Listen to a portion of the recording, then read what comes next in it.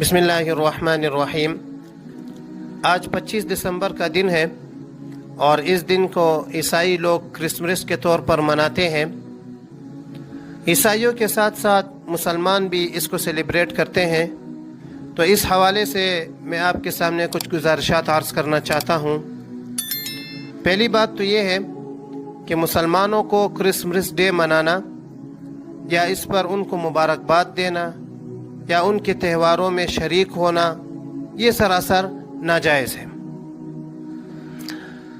اکثر لوگ یہ سوال کرتے ہیں کہ اسلام نے کرسمس منانے اور اس میں شریک ہونے سے اتنی سختی سے کیوں منع کیا ہے؟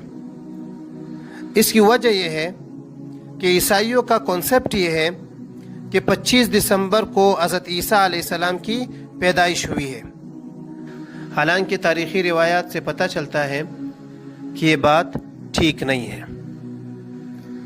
لیکن پھر بھی عیسائی 25 دسمبر کو حضرت عیسیٰ علیہ السلام کی پیدائش کا دن مناتے ہیں، اور یہ بات تو آپ سب کو پتہ ہے کہ عیسائی حضرت عیسیٰ علیہ السلام کو خدا کا بیٹا بھی قرار دیتے ہیں۔ تو گویا 25 دسمبر کو پوری عیسائی دنیا، پوری کائنات میں اعلان کر رہی ہوتی ہے کہ آج کے دن اللہ کا بیٹا پیدا ہوا ہے۔ تو ذرا سوچئے، اس سے بڑا شرک کیا ہو سکتا ہے؟